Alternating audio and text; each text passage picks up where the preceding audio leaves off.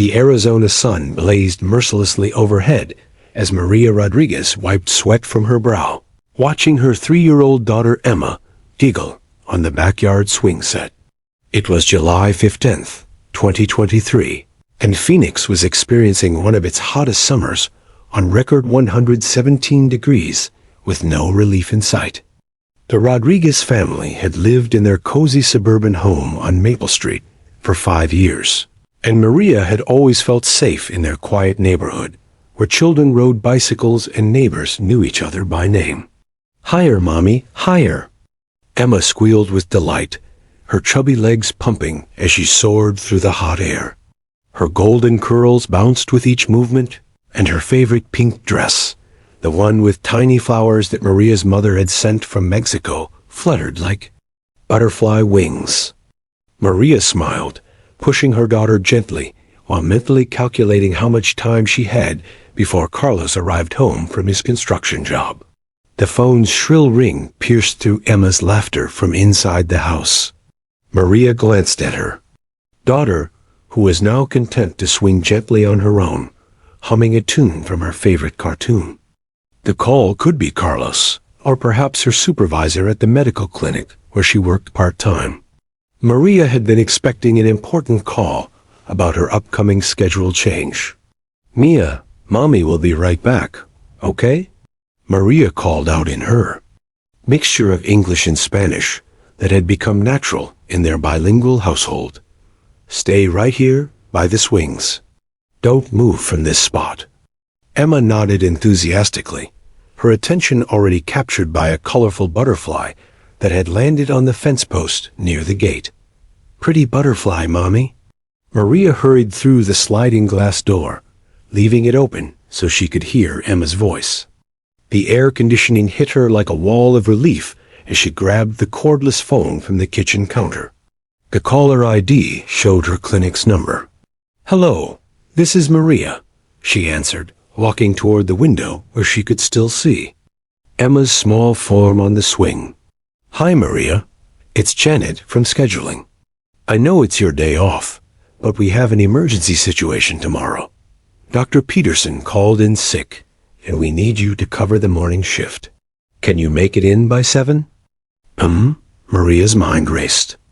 Carlos had an early job site meeting, which meant she'd need to arrange childcare for Emma. Her mother-in-law lived 40 minutes away, and their regular babysitter was out of town. She turned slightly away from the window, mentally going through her options. "Let me think. I might be able to work something out. Can you give me 10 minutes to make some calls?" Maria negotiated, already reaching for her address book, where she kept emergency contact numbers. "Of course, but I really need to know soon. The morning schedule is packed with appointments." As Maria flipped through her contact list, she found herself drawn into a longer conversation about shift coverage and patient rescheduling. The clinic was short-staffed, and Maria's bilingual skills made her invaluable for their Hispanic patient population.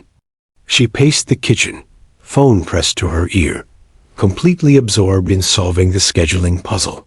Minutes ticked by 2, 3, then 5. The house was quiet, except for the hum of the air conditioner and Janet's voice discussing various scheduling scenarios. Maria absently walked toward the living room, away from the kitchen window, as she searched for a pen to write down the shift details. "Okay, I think I can make it work," Maria finally said, glancing at the clock on the microwave. She'd been inside for exactly 7 minutes. "Let me call my sister-in-law and confirm, then I'll call you back in 5 minutes." After hanging up, Maria felt a surge of pride. The extra shift would help with Emma's preschool tuition, and she genuinely enjoyed her work at the clinic. She walked back toward the kitchen, already mentally planning Emma's morning routine for the next day. But as she approached the sliding door, something felt wrong. The backyard was too quiet. "Emma?" Maria called out, stepping onto the patio. The swing moved gently in the hot breeze, but it was empty. Emma's tiny pink sandals sat neatly beside the swing set, as if she had carefully removed them before ... what? Emma. Maria's voice rose with the first flutter of panic. She scanned the small backyard, the vegetable garden, the storage shed. Behind the large mesquite tree, nothing. That's when she saw it. The back gate, which she was absolutely certain had been latched shut, now stood wide open. The heavy wooden gate that Emma couldn't reach even on her tiptoes. The gate that always stuck and required an adult's strength to open. Emma! Emma! Maria's scream tore through the quiet afternoon as she ran toward the gate.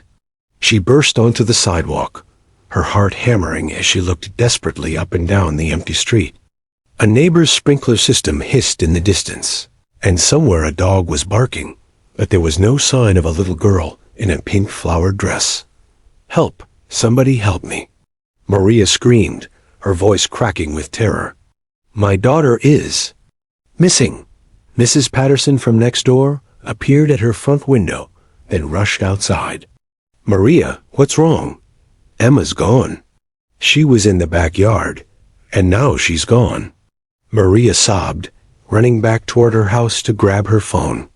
Her hands shook violently as she dialed 911. 911, what's your emergency? My 3-year-old daughter is missing. She was in my backyard, and now she's gone. Please, you have to help me. Within minutes, the quiet suburban street transformed into organized chaos.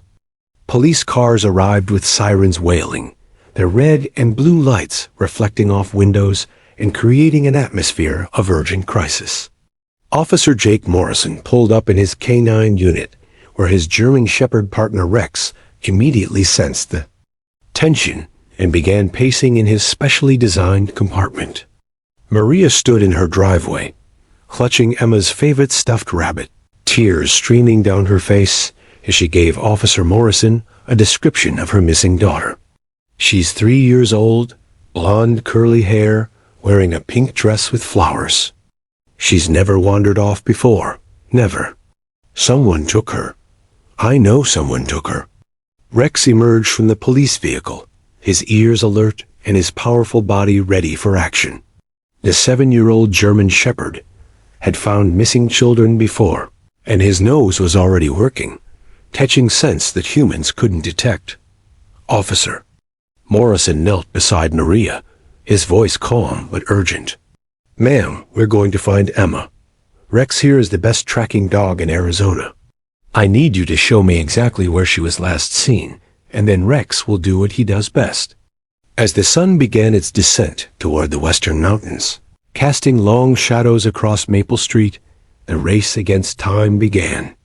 In the suffocating heat of a Phoenix summer, every minute counted.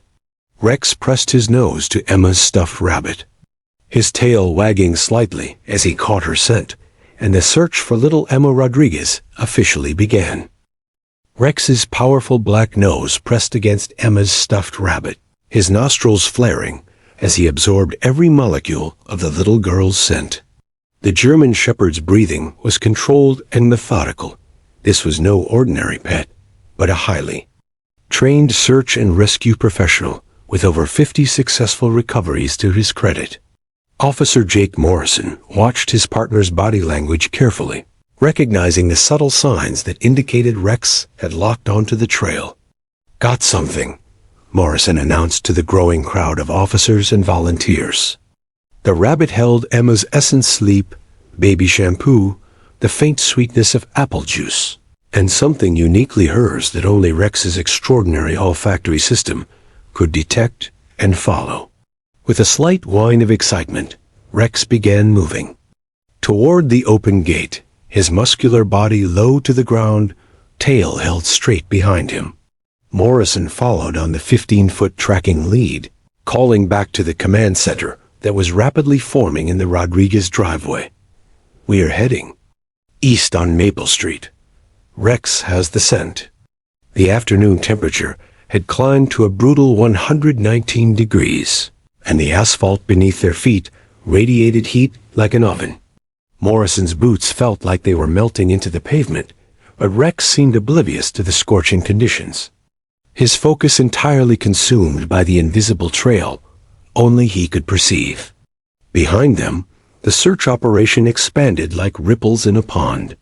Phoenix Police Department's mobile command unit arrived, a massive RV equipped with communication systems, computers, and coordination equipment.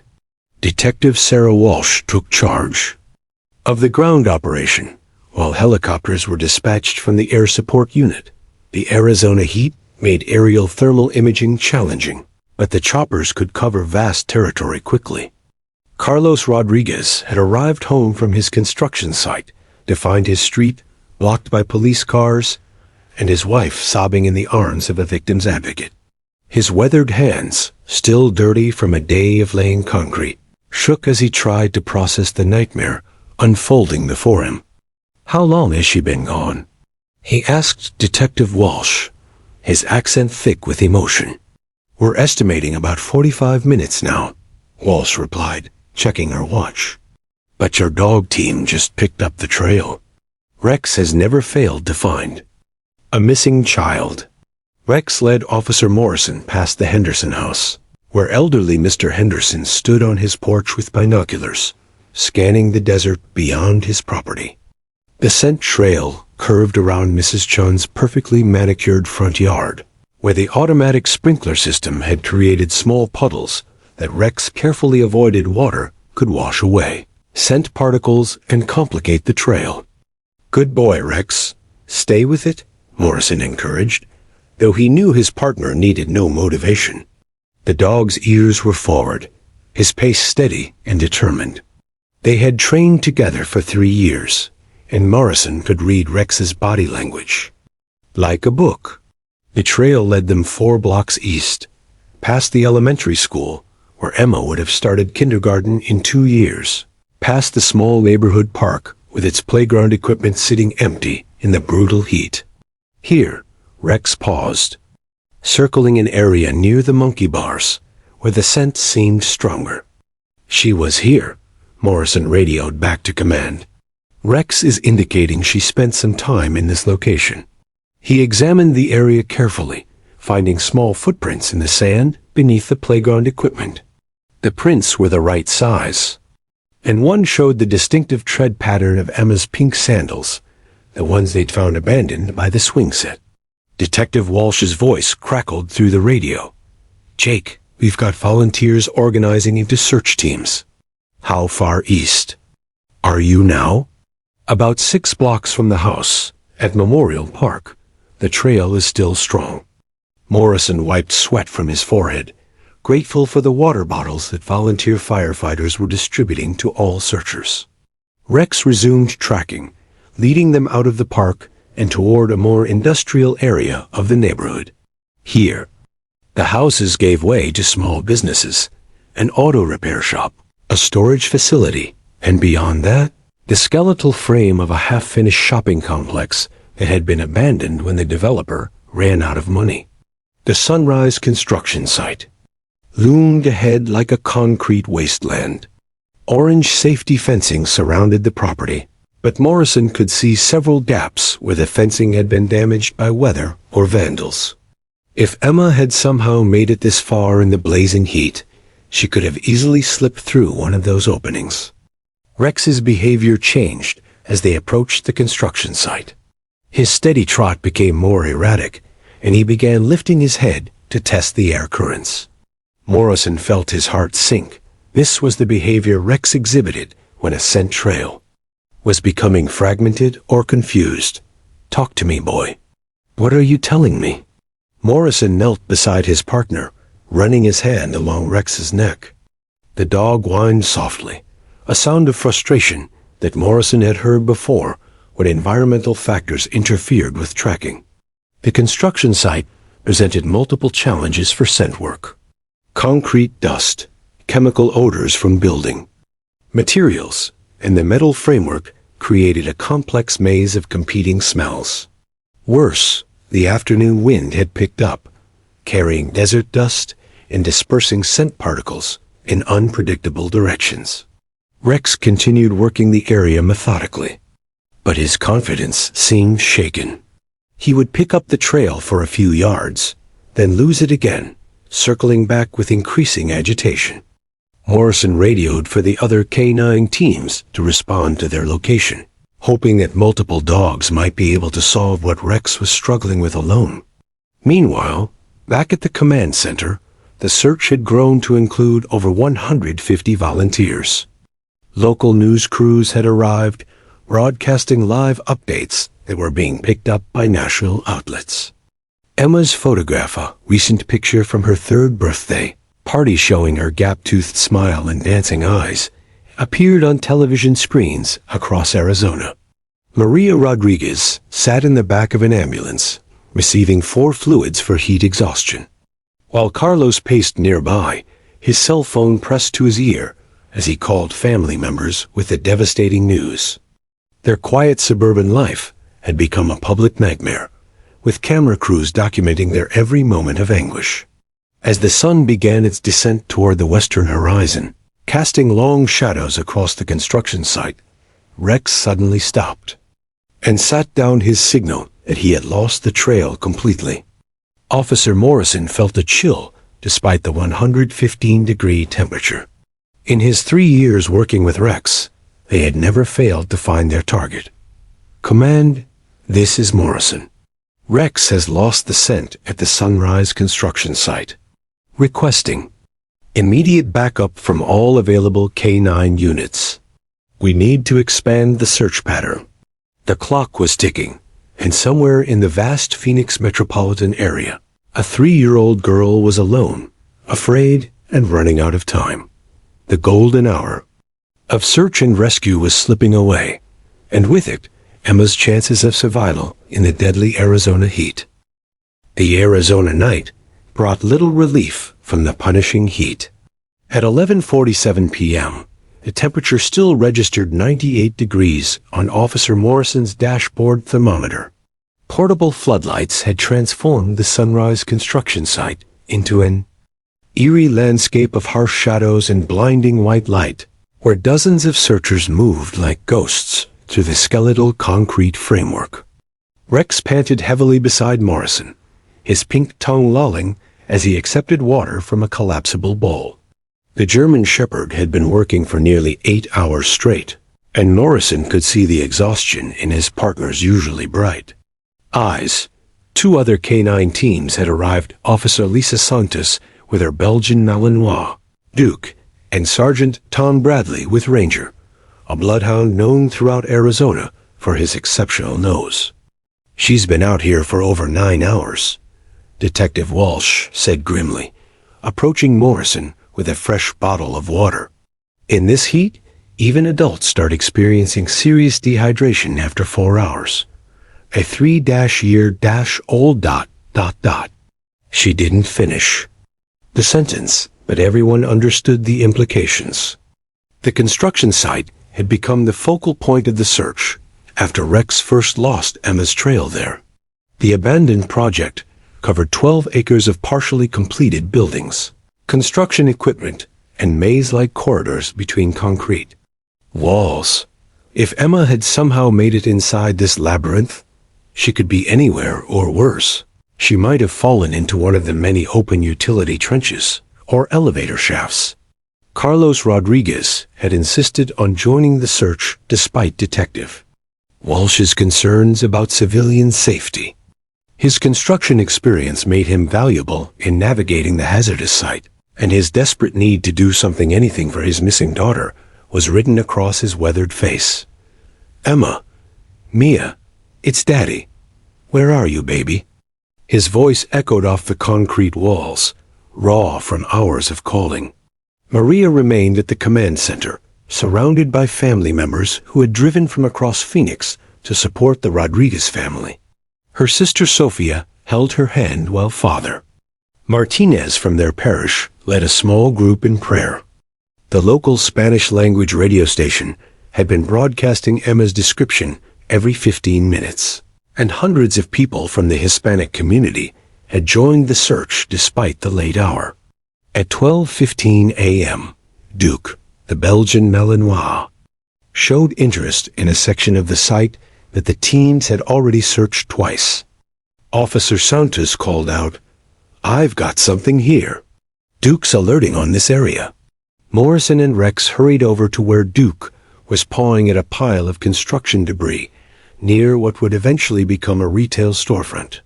The area was littered with concrete pipes, steel reinforcement bars, and plastic sheeting that snapped and crackled in the desert wind.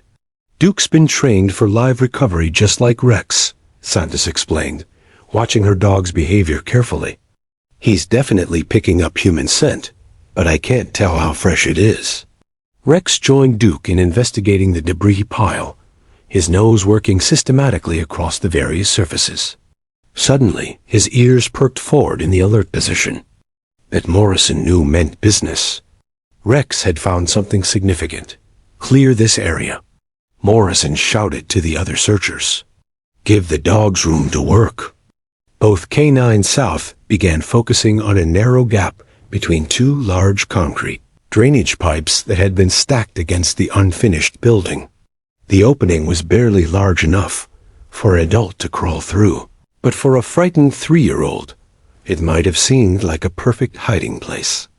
Morrison grabbed his heavy-duty flashlight and positioned himself at the opening. The beam penetrated about 6 feet into the dark space before hitting what appeared to be another pile of construction materials. Emma, can you hear me?" "This is Officer Morrison with the police." Silence. Then, just as Morrison was about to back away, he heard something that made his heart skip a soft, barely audible whimper. "Did you hear that?" he whispered urgently to Santos. "I heard something." "Try again." "Emma Rodriguez. Your mommy and daddy are looking for you, sweetheart. Can you make a sound so we can find you?" This time, the response was clearer, a small voice, weak but unmistakably alive. "Mommy? She's in there." Morrison shouted to the search team, "I need the rescue squad with cutting tools. We need to move these pipes." Rex began barking excitedly, his tail wagging as he recognized the success signal he'd been trained to give when locating a missing person. The entire construction site erupted in activity as firefighters and paramedics rushed toward the location with specialized equipment. Within minutes, Phoenix Fire Department's technical rescue team arrived with hydraulic tools capable of moving the massive concrete pipes. Captain Rodriguez, no relation to Emma's family, assessed the situation quickly. "We can't just pull these pipes away. They're supporting each other, and if we destabilize the pile, it could collapse into the space where she's hiding." As the rescue team worked to safely deconstruct the debris pile, Morrison kept talking to Emma, keeping her conscious and calm. "Emma, my name is Jake, and I'm here with my dog Rex. Remember Rex? He's the one who found you. Can you tell me if you're hurt anywhere?" "I'm scared," came the tiny voice from within the concrete maze. "It's dark, and I can't find Mommy."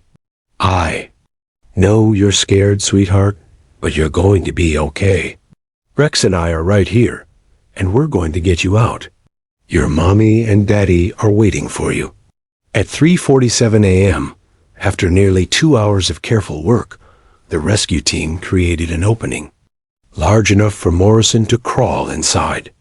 What he found in the beam of his flashlight was both heartbreaking and miraculous.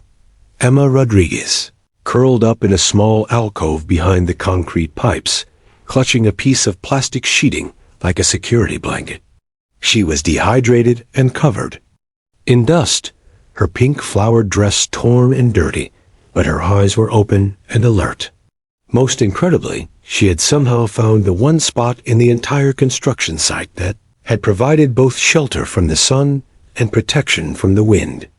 "Hi, Emma," Morrison said softly, extending his hand. "I'm Jake, and Rex is right outside waiting to see you. Are you ready to see your Mommy and Daddy?" Emma nodded weakly and allowed Morrison to carefully lift her from her hiding place. As they emerged from the debris pile, Rex immediately approached, his tail wagging gently as Emma reached out with a small hand to touch his fur. "Doggy found me," she whispered, her voice barely audible but filled with wonder. The construction site erupted in cheers as paramedics rushed forward with a pediatric gurney and 4 fluids. Emma's vital signs were stable, though she showed signs of moderate dehydration and exhaustion. As they loaded her into the ambulance, she kept looking back at Rex, who sat patiently beside the vehicle.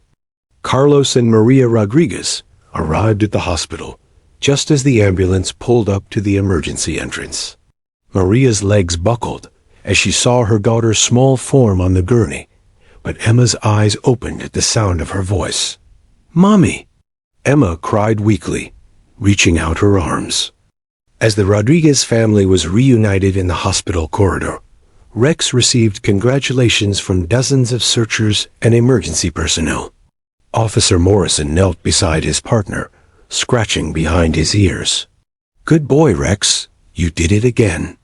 The German shepherd's tail wagged proudly, but his eyes remained fixed on the hospital doors where Emma had disappeared. Somehow, Rex seemed to understand that his job wasn't quite finished. He had found Emma Rodriguez, but their story together was just beginning. 2 months had passed since Emma Rodriguez's miraculous rescue, and life in the quiet Maple Street neighborhood had seemingly returned to normal. Emma's scraped knees had healed, her nightmares had gradually faded, and she had even started asking when she could visit Hero Rex again. But for Detective Sarah Walsh of the Phoenix Police Department's Crimes Against Children Unit, the Rodriguez case remained an unsolved puzzle that haunted her thoughts. On September 18th, 2023, Walsh sat in her cluttered office reviewing Cold cases when her phone rang with news that would shatter the illusion of Emma's simple, wandering child story. Sergeant Mike Torres from the North Phoenix precinct was calling about a completely unrelated arrest that had just taken an unexpected turn. "Sarah, we've got something you need to see," Torres said, his voice tight with urgency. "Remember that missing kid case from July? The Rodriguez girl who was found at the construction site." Walsh's attention sharpened instantly. "What about it?" "We just arrested David Coleman, 34, for attempted kidnapping of a 6-year-old in the Ahwatukee area. When we searched his vehicle, we found something interesting, a collection of photographs and detailed notes about neighborhoods with young children. One of those neighborhoods is Maple Street." Detective Walsh felt her blood run cold. She had always suspected that Emma's disappearance was more than a simple case of a wandering toddler. The open gate, the distance Emma had traveled, the specific location where she was found, none of it had made complete sense for a 3-year-old acting on her own. Within an hour, Walsh was standing in interview room B, studying David Coleman through the one-way mirror. He was an unremarkable-looking man with thinning brown hair and wire-rimmed glasses, the kind of person who would blend into any crowd.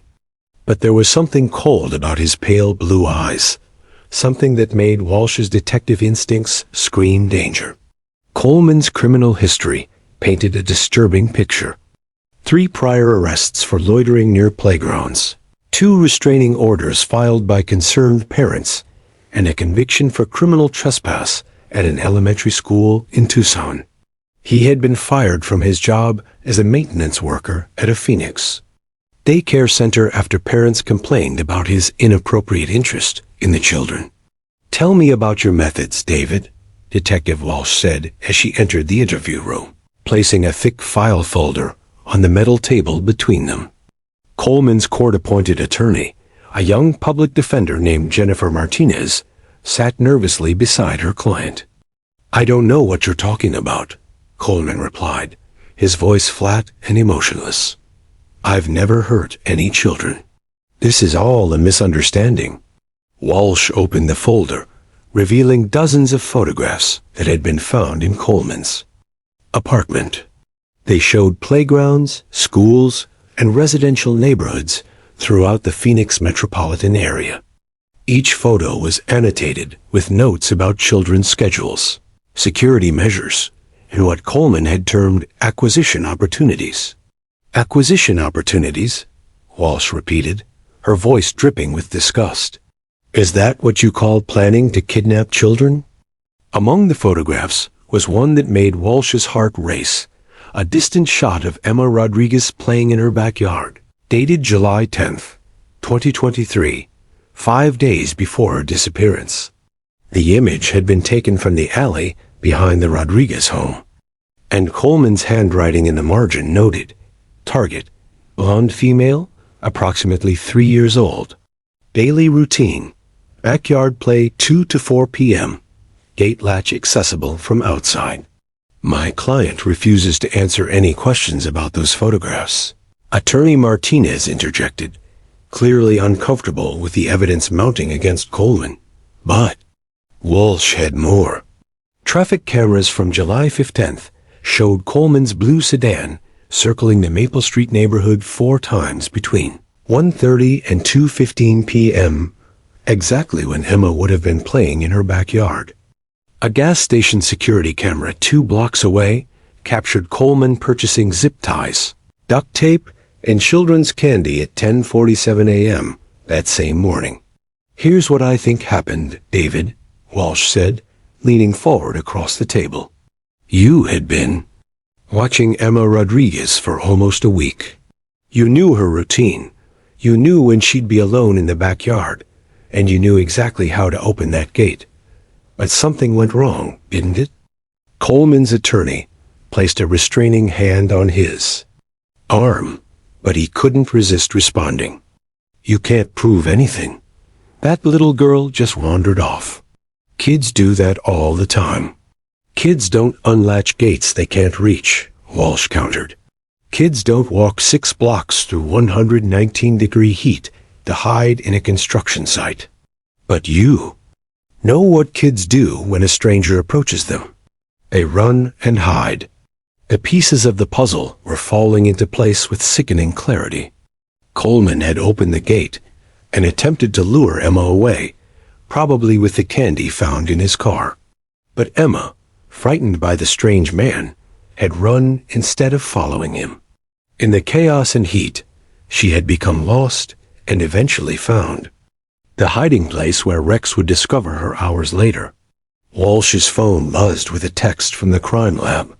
DNA evidence from Emma's torn dress had yielded a partial profile that was being run through the state database.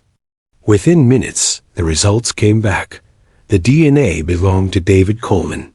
"We found your DNA on Emma Rodriguez's clothing," Walsh announced, watching Coleman's face go pale. "Care to explain how that happened if you never came into contact with her?" Coleman's attorney immediately called for a break in the interview, but the damage was done. The evidence was overwhelming: photographs, traffic cameras, purchase receipts, and now DNA evidence linking Coleman directly to Emma's disappearance. As Walsh left the interview room, she called Officer Morrison. "Jake, we need to talk." The Rodriguez case just became something much bigger. Coleman isn't just a would-be kidnapper. He's been operating in Phoenix for years. We need to review every missing child case from the past 2 years. The investigation that followed revealed Coleman's systematic pattern of targeting young children throughout the metropolitan area. He would study neighborhoods for weeks, learning the routines of families with small children. His method was always the same: unlatch a back gate during the hottest part of the day when parents might step inside briefly, then attempt to lure children away with candy and false promises about finding their parents. Most disturbing of all, Coleman kept detailed records of his failures, cases where children had run away or been rescued before he could abduct them. Emma Rodriguez was the 7th child on his list, and investigators realized that his patience and careful planning meant he would eventually succeed if not stopped. The arrest made headlines across Arizona. Serial predator arrested in connection with Emma Rodriguez's case. But for Detective Walsh, the victory felt incomplete. How many other children had Coleman targeted? How many families were living in ignorance of the danger that had lurked in their neighborhoods? As Walsh reviewed Coleman's extensive files, she realized that Emma Rodriguez's rescue had been more than just a miracle. It had been the key to stopping a predator who had been hunting Phoenix's children for years. Rex's incredible nose had not only saved one little girl, it had protected countless others who would never know how close they had come to becoming Coleman's victims. Dr. Elena Vasquez had worked with traumatized children for 15 years, but she had never faced a case quite like Emma Rodriguez. As Arizona's leading child forensic psychologist, she specialized in helping young victims find their voice in the justice system. But evaluating a 3-year-old as a potential witness in a high-profile criminal case presented unprecedented challenges that would test every skill she had developed. On October 5, 2023, Dr. Vasquez sat in her specially designed interview room at Phoenix Children's Hospital, watching Emma play with colorful building blocks, while her mother Maria observed from behind one-way glass. The room looked more like a preschool classroom than a medical facility. Bright murals decorated the walls. Stuffed animals filled the corners, and child-sized furniture created a non-threatening environment. "Emma, can you tell me about your favorite things?" Dr. Vasquez began, her voice gentle and warm. She had learned that building rapport with young children required patience and genuine interest in their world. "I like my doggy," Emma replied immediately, her face lighting up. "Not my stuffed doggy, my real doggy. His name is Rex, and he's a hero." Dr. Vasquez made notes on her tablet. Emma's strongest memories clearly centered around Rex, which could be both helpful and complicating for potential testimony. "Tell me about Rex. What makes him special?" "He found me when I was scared and lost. The bad man made me run away, but Rex came and saved me." Emma's voice dropped to a whisper when mentioning the bad man, and her body language immediately changed. Shoulders hunched, eyes downcast. This was the breakthrough Dr. Vasquez had been hoping for. Over the previous 3 weeks, she had conducted 5 sessions with Emma, gradually building trust and helping the child process her traumatic experience. The traditional interview techniques used with older children were useless. With a 3-year-old, Emma's vocabulary was limited. Her sense of time was undeveloped, and her attention span required constant management. District Attorney Robert Chun had been pressuring Dr. Vasquez for a definitive assessment of Emma's competency as a witness. A case against David Coleman was strong, but largely circumstantial. DNA evidence placed him in contact with Emma, but Coleman's defense attorney was arguing that the contact could have occurred innocently, perhaps when he helped a lost child or when Emma brushed against his car. "Emma," Dr. Vasquez continued carefully, "can you show me with these dolls what happened that day when you got lost?" Emma selected a small female doll with blonde hair and a male figure wearing dark clothes. She placed them in a miniature house setup, then moved the male figure toward the backyard area. "The man opened the gate," she said matter-of-factly. "Mommy said never go with strangers, so I runned away." "The man opened the gate?" Dr. Vasquez repeated, trying to keep the excitement out of her voice. This was the first time Emma had clearly indicated that someone else had opened the gate, contradicting the defense theory that she had simply wandered off. "He had candy," Emma continued, manipulating the dolls. "But Mommy says don't take candy from strangers. So I runned and runned until I found the hiding place." Dr. Vasquez spent the next hour carefully documenting Emma's account. The child's story was consistent with previous sessions, but extracting specific details remained challenging. Emma couldn't describe Coleman's appearance in useful terms. To her, he was simply the bad man with scary eyes. She couldn't explain how long she had been hiding or provide a timeline that would satisfy a jury. The legal questions surrounding Emma's testimony were complex and largely unprecedented in Arizona courts. Could a 3-year-old's cognitive development support reliable memory? Would her testimony meet the legal standards for witness competency? Most importantly, would subjecting such a young child to cross-examination constitute psychological harm? Dr. Vasquez consulted with colleagues across the country, researching similar cases where very young children had testified. The legal precedents were mixed. Some courts had allowed testimony from children as young as 4, while others had ruled that anyone under 5 lacked the cognitive development necessary for reliable testimony.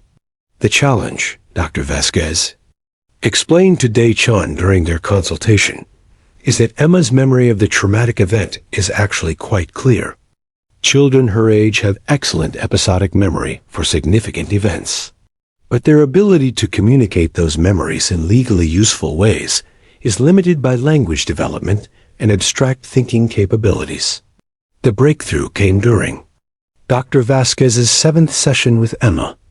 Instead of focusing on verbal testimony, she introduced art therapy techniques, providing Emma with crayons and paper. "Can you draw me a picture of that day when you got lost?" Emma's drawing was typical of a 3-year-old's artwork: stick figures and basic shapes, but the narrative she provided, while drawing, was remarkably detailed. She drew herself in the backyard, then added a dark figure by the gate. "He was watching me for lots of days," Emma said as she colored. "I seen him before, looking over the fence." This revelation was crucial. It suggested that Coleman had been conducting surveillance of the Rodriguez home for an extended period, contradicting his claims of innocent contact. Dr. Vasquez documented everything, knowing that Emma's drawings and accompanying narration could serve as evidence even if her verbal testimony proved inadequate. The psychological evaluation also revealed the extent of Emma's trauma. She experienced nightmares about the bad man, showed regression in potty training, and displayed hypervigilance around strangers. But remarkably, her memories of Rex were entirely positive and seemed to provide emotional strength. "When I was scared in the dark place, I knew Hero Rex would find me," Emma told Dr. Vasquez during their final session. "Mommy says Rex has a super nose that can smell anything. He smelled me and came to save me." Dr. Vasquez's final report to the court was carefully worded but optimistic. Emma Rodriguez possessed clear memories of her experience and demonstrated the ability to distinguish truth from fantasy. However, her testimony would require special accommodations, a familiar environment, frequent breaks, and protection from aggressive cross-examination. Most importantly, Dr. Vasquez recommended that Emma's testimony focus on 2 key elements: her identification of Coleman as the bad man who opened the gate, and her recognition of Rex as the dog who found her. These simple facts, clearly within a 3-year-old's cognitive abilities, could provide the emotional and factual foundation the prosecution needed. "Emma Rodriguez may be the youngest witness I've ever evaluated," Dr. Vasquez concluded in her report, "but she may also be one of the most credible. Her memories are untainted by outside influence. Her emotional responses are genuine, and her identification of both the perpetrator and her rescuer could provide compelling testimony for a jury." The stage was now set for an unprecedented legal battle, a case that would depend on the words of a 3-year-old girl and the bond she had formed with a heroic German shepherd named Rex. November 14, 2023, marked a historic day in the Maricopa County Superior Court system. Judge Patricia Williams had presided over hundreds of criminal cases during her 22-year career, but she had never prepared her courtroom for a 3-year-old witness. The transformation of Courtroom 4B had taken 3 days and required unprecedented accommodations that challenged every traditional aspect of judicial proceedings. The judge's bench remained imposing, but the witness stand had been completely redesigned. A child-sized chair with colorful cushions sat beside a small table holding Emma's favorite stuffed animals, her pink bunny, a small teddy bear, and most importantly, a plush German shepherd that resembled Rex. Dr. Elena Vasquez, would sit within arm's reach, serving as both emotional support and interpreter for Emma's sometimes limited vocabulary. Media interest in the case had reached national proportions. CNN, ABC, and NBC had all requested permission to broadcast the proceedings, but Judge Williams had severely restricted access. Only court-approved sketch artists would be allowed to document Emma's testimony, and their drawings could not show the child's face to protect her identity. The gallery, normally packed with spectators during high-profile cases, would hold only essential personnel and Emma's immediate family. Attorney Robert Chun had spent sleepless nights preparing for this moment. His opening statement needed to establish the credibility of child testimony, while preparing the jury for the unique challenges ahead. "Ladies and gentlemen of the jury," Chun began, his voice carrying the weight of precedent, "you are about to hear testimony from the youngest witness in Arizona legal history. Emma Rodriguez may be only 3 years old, but her voice carries the truth of what happened on that July afternoon when David Coleman attempted to steal her childhood, her innocence, and her life." Defense attorney Michael Torres had built his entire strategy around discrediting child testimony. A veteran criminal defense lawyer with 30 years of experience, Torres understood that reasonable doubt could be created by emphasizing Emma's age, limited vocabulary, and potential for suggestion or false memory. "The prosecution is asking you to convict my client based on the confused recollections of a toddler," Torres argued during his opening statement.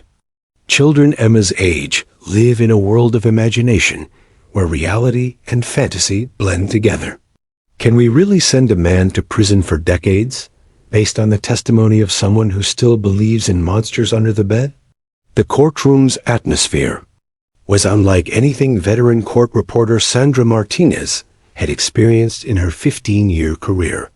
The usual formal tension had been replaced by an almost protective silence, as if everyone present understood they were participating in something both historic and fragile. Even the bailiffs, typically stoic and professional, seemed to soften their demeanor in anticipation of Emma's arrival. Carlos Rodriguez sat in the front row, his weathered hands clasped tightly together as he struggled with conflicting emotions. Part of him wanted Coleman to face the full consequences of his actions, but another part feared the trauma that testifying might inflict on his daughter. Maria held rosary beads, whispering silent prayers in Spanish, while her sister Sophia provided quiet support. Behind the defense table, David Coleman appeared calm and confident, occasionally making notes on a legal pad or whispering to his attorney. His demeanor infuriated Detective Sarah Walsh, who sat in the prosecutor's section reviewing her case files. Walsh had spent months building the evidence against Coleman, and she knew that Emma's testimony could be the emotional catalyst that convinced the jury of his guilt. The morning's preliminary proceedings focused on legal precedents and procedural matters that would govern Emma's testimony. Judge Williams had spent weeks researching similar cases from across the country, consulting with child development experts and reviewing academic studies on memory reliability in very young children. "This court recognizes the extraordinary nature of these proceedings," Judge Williams announced. "We are balancing the state's interest in prosecuting crime with our fundamental obligation to protect a child witness. 1 a.m. establishing several ground rules that will govern Miss Rodriguez's testimony." The special protocols Judge Williams outlined were unprecedented in Arizona courts. Emma would be allowed to hold her stuffed animals while testifying. Questioning would be limited to 30-minute sessions with mandatory breaks. Attorney objections would be handled outside Emma's hearing to avoid confusing or frightening her. Most importantly, any questioning that caused obvious distress would result in immediate intervention. As the morning progressed, the prosecution called their preliminary witnesses. Officer Jake Morrison testified about the search and rescue operation, his professional demeanor masking the emotional investment he felt in the case. When asked about Rex's tracking abilities, Morrison's pride in his partner was evident. Rex has successfully located 47 missing persons during his career, Morrison testified. His success rate is 100%. When Rex indicates he's found someone, you can bank on it. Dr. Elena Vasquez took the stand to explain the psychological evaluation process and establish Emma's competency as a witness. Her testimony was technical but crucial, addressing the defense's inevitable challenges about memory reliability and suggestion. Emma Rodriguez displays exceptional recall for significant events, Dr. Vasquez testified. While her vocabulary is limited by normal developmental stages, her memory of traumatic events shows remarkable clarity and consistency. She can distinguish between reality and imagination, truth and falsehood, in ways that meet legal standards for witness competency. The technical testimony consumed most of the morning, building the foundation for Emma's appearance after lunch. During the recess, the Rodriguez family gathered in a private conference room where Emma played quietly while the adults discussed last-minute preparations. "Is she ready for this?" Carlos asked Dr. Vasquez, his voice heavy with concern.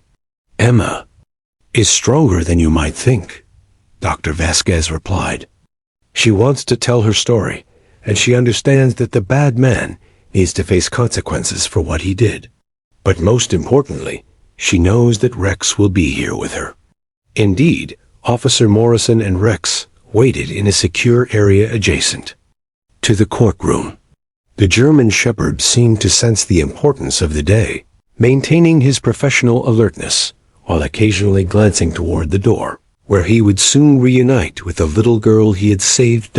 As lunch concluded and court reconvened, the atmosphere in courtroom 4B became electric with anticipation. History was about to be made, and everyone present understood they were witnessing a moment that would influence how the justice system handles child witnesses for years to come. Judge Williams called the court to order, her voice carrying both authority and compassion. "The prosecution may call their next witness." John stood slowly, knowing that the next few minutes would determine not only David Coleman's fate, but also set a precedent for protecting society's most vulnerable victims. "Your Honor, the state calls Emma Rodriguez to the stand." The silence in courtroom 4B was so profound that the whisper of the air conditioning system seemed deafening as Emma Rodriguez entered through the judge's private entrance, her small hand clasped tightly in Dr. Elena Vasquez's. At 3 years and 4 months old, Emma appeared impossibly tiny in the vast courtroom, her blonde curls catching the afternoon light streaming through the high windows. She wore her favorite purple dress, the one with sparkly butterflies, and clutched her stuffed German Shepherd with fierce determination. Every eye in the courtroom followed Emma's progress toward the witness stand. Juror number 7, grandmother of twin toddlers herself, dabbed at her eyes with a tissue. Even the court stenographer, Sandra Martinez, found her fingers trembling slightly as she prepared to record what would become one of the most extraordinary testimonies in Arizona legal history. Judge Patricia Williams leaned forward with maternal gentleness that contrasted sharply with her usual judicial authority. "Hello, Emma. My name is Judge Williams, and I'm very glad you're here today. Are you ready to talk with us?" Emma nodded solemnly, settling into her special chair with Dr. Vasquez beside her. Her stuffed German Shepherd sat in her lap as she surveyed the courtroom with curious, fearless eyes that belied her tender age. The transformation was remarkable. The shy, sometimes hesitant child from the psychological evaluations had been replaced by someone who seemed to understand the gravity of her role. District Attorney Robert Chun approached slowly, keeping his voice soft and friendly. "Emma, can you tell me your name and how old you are?" "I'm Emma Maria Rodriguez, and I'm 3, she replied clearly, holding up 3 small fingers. "But I'm almost 4. My birthday is in December." "That's wonderful, Emma. Can you tell me about the day you got lost in July?" Emma's expression grew serious, and she hugged her stuffed dog tighter. The bad man opened my gate when Mommy was. Inside, I was swinging, and he said he had candy for me. But Mommy says never take candy from strangers, so I ran away. Defense attorney Michael Torres made detailed notes, preparing his cross-examination strategy. This was exactly what he had expected: a child's simple narrative that could easily be influenced by suggestion or misremembered details. Emma, Chun continued gently, can you see the man who opened your gate anywhere in this room? Dr. Vasquez had prepared Emma for this moment during their sessions, but the actual identification still carried enormous weight. Emma looked around the courtroom methodically, her gaze passing over the jury, the gallery, and finally settling on the defense table where David Coleman sat motionless. He's right there, Emma said, pointing directly at Coleman. That's the bad man with scary eyes. Coleman's jaw tightened, but he maintained his composure. Several jurors, however, visibly reacted to Emma's unwavering identification. The child's certainty was compelling, even to those who had questioned whether a 3-year-old could provide reliable testimony. Chun spent the next 15 minutes carefully guiding Emma through her story. She described hiding in the dark place with the big pipes, feeling scared and thirsty, and calling for her mommy. Her vocabulary was limited, but her emotional truth was undeniable. When she described being afraid, her voice grew smaller. When she talked about missing her parents, tears formed in her eyes. Emma, Chun said, building toward the moment he knew would define the case. Who found you in that scary place? Hero. Rex, Emma exclaimed, her entire demeanor brightening. He has the best nose in the whole world, and he smelled me hiding. Officer Jake was with him, and they both came to save me. Would you like to see Rex again? Emma's eyes went wide with excitement. Is he here? Can I see him now? Judge Williams nodded to the bailiff, who opened the side door. Officer Jake Morrison entered with Rex at his side, the German shepherd moving with professional precision. But the moment Rex saw Emma, something magical happened. His tail began wagging, and his usual stoic expression softened into what could only be described as recognition and affection. The reaction was instantaneous and overwhelming. Emma scrambled down from her chair, her stuffed animal forgotten, and ran toward Rex with pure joy radiating from every part of her small body. The courtroom collectively held its breath as the reunion unfolded. My hero, Emma shouted, her clear, strong voice carrying to every corner of the silent courtroom. The words echoed off the walls with such genuine emotion that they seemed to hang in the air long after she had spoken them. Emma threw her arms around Rex's neck, and the trained police dog remained perfectly still, allowing the child to hug him tightly. His tail wagged gently as Emma whispered things only he could hear. Thank you for finding me, Rex. I knew you would come. I told the dark place that my hero would save me, and you did. The emotional impact on everyone present was overwhelming. Juror number 3, a retired police officer himself, openly wept. Maria Rodriguez sobbed in the gallery, and even Carlos, who had tried to maintain stoic composure throughout the proceedings, buried his face in his hands. Court reporter Sandra Martinez later said she had to pause several times to compose herself while transcribing the exchange. But perhaps most telling was the reaction of David Coleman. For the first time since his arrest, his cold facade cracked. His hands clenched into fists, and a muscle in his jaw twitched as he watched Emma's joyful reunion with the dog who had foiled his plans. Defense attorney Torres quickly objected to the emotional display, arguing that it was prejudicial and designed to manipulate the jury's feelings rather than establish facts. But Judge Williams overruled the objection. The witness's recognition of the police dog who found her is relevant testimony, counselor. The court will allow it. Emma spent several more minutes with Rex, showing him her stuffed German shepherd. and explaining to him that she carried it everywhere because it reminded her of him. Officer Morrison knelt beside them, his own eyes moist as he watched the bond between his partner and the child they had saved. When Emma finally returned to the witness stand, she seemed transformed, more confident, more settled. She had seen her hero again, and that reunion had given her the strength she needed to complete her testimony. "Emma," Batchon said softly, "is there anything else you want to tell us about that day?" Emma looked directly at David Coleman, her 3-year-old voice carrying a weight that silenced the entire courtroom. "He's a bad man, and he scared me. But Rex is stronger than bad men. Rex saved me, and now the bad man can't hurt any more little girls."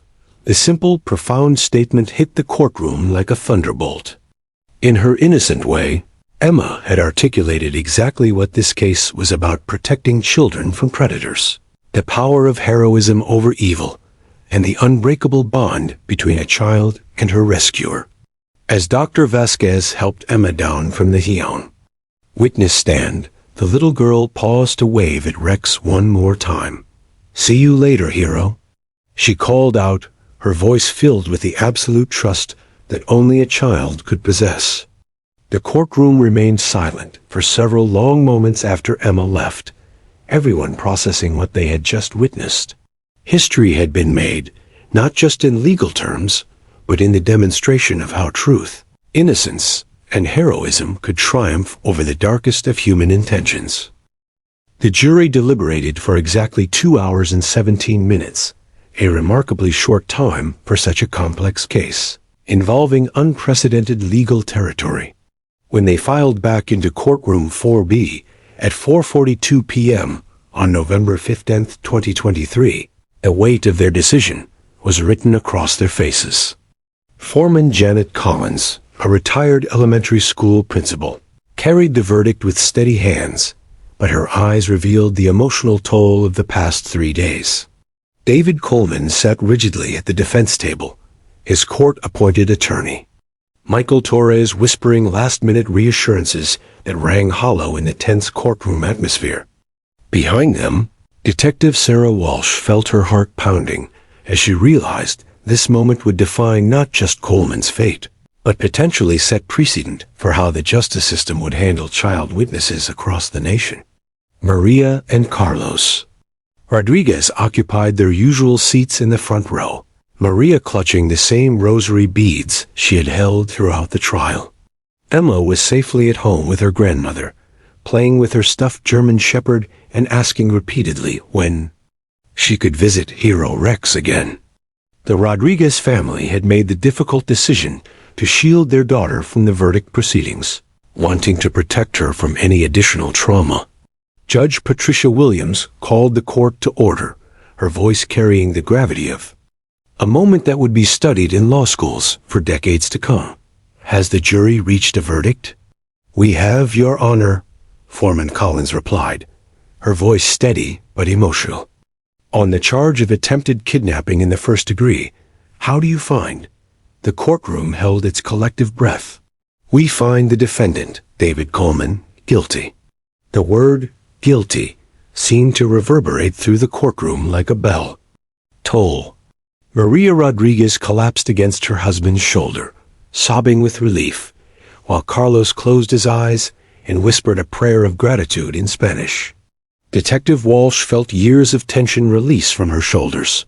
The predator, who had terrorized Phoenix's children, would finally face consequences. On the charge of child endangerment, Judge Williams continued, "How do you find?"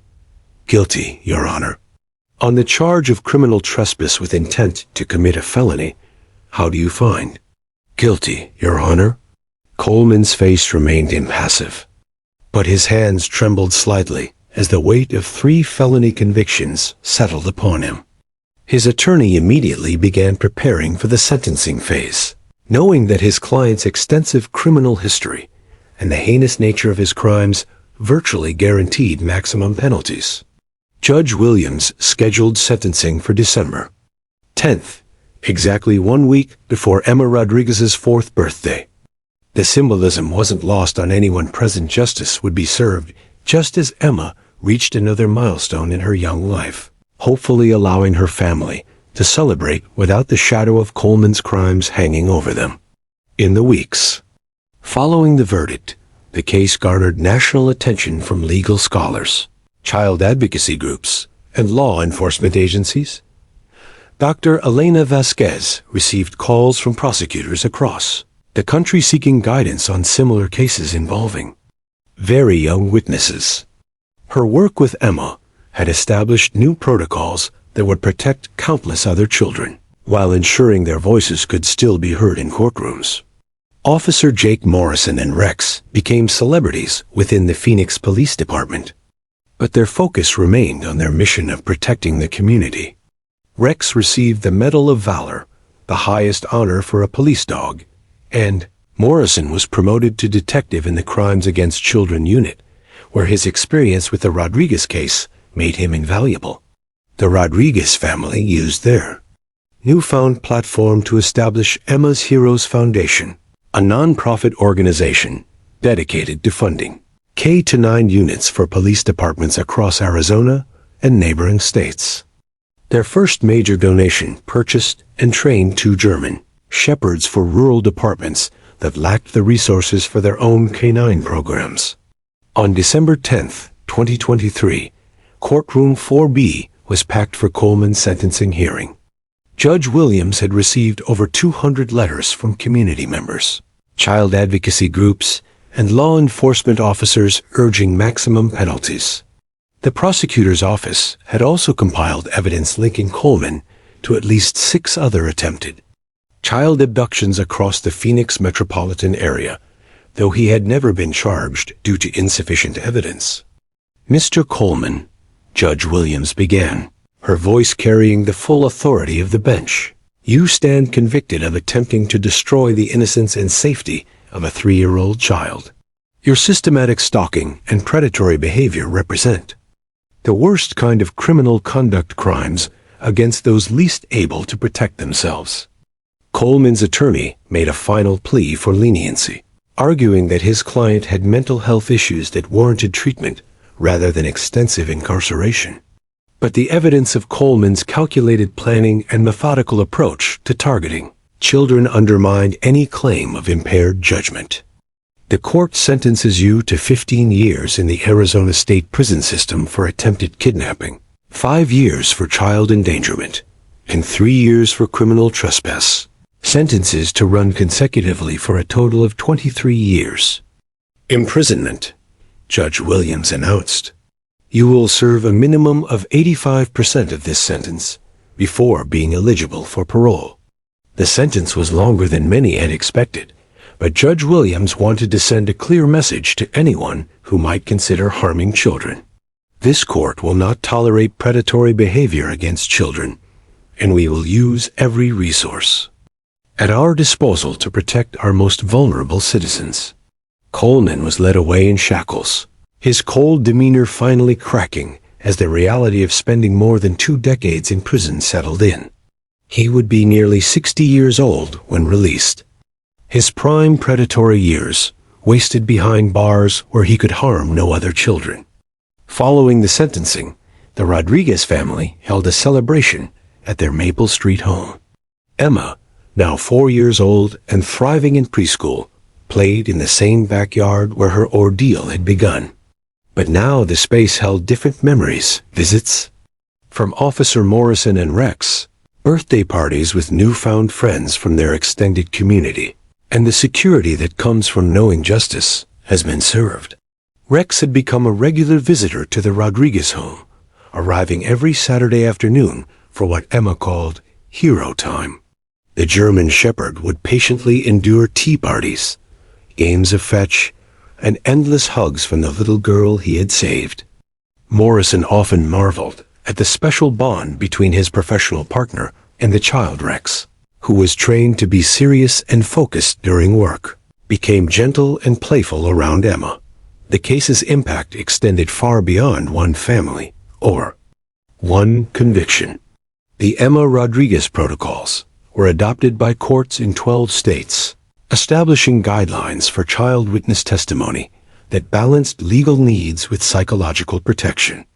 Law schools added the case to their curricula as an example of how the justice system could adapt to serve its most vulnerable participants. Dr. Vasquez published her findings in the Journal of Forensic Psychology, contributing to a growing body of research on child memory and testimony. Her work helped other psychologists prepare young witnesses for court proceedings, ensuring the truth could emerge even from the smallest voices. As Emma blew out the candles on her 4th birthday cake, elaborate creation decorated with German Shepherd figures and police badges, she made a wish that her parents would never forget.